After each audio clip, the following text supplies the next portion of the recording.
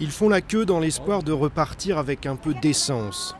Nous sommes à quelques kilomètres du centre de Sendai, une ville dévastée par le séisme et le tsunami.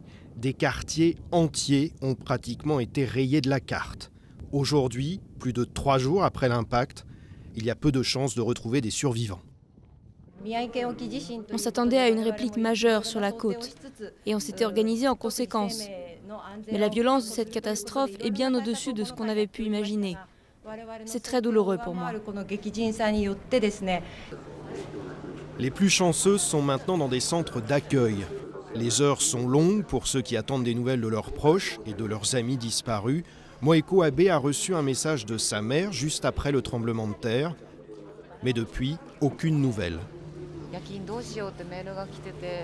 Si elle a envoyé ce message après le tsunami, alors elle est vivante. Mais si elle l'a envoyé avant, je pense qu'elle est peut-être morte.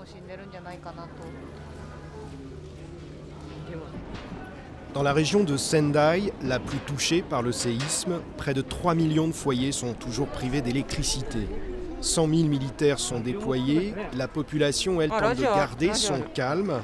Ces étudiants étrangers, eux, essaient de se remonter le moral. On n'a toujours pas d'électricité, on n'a pas de contact avec notre famille.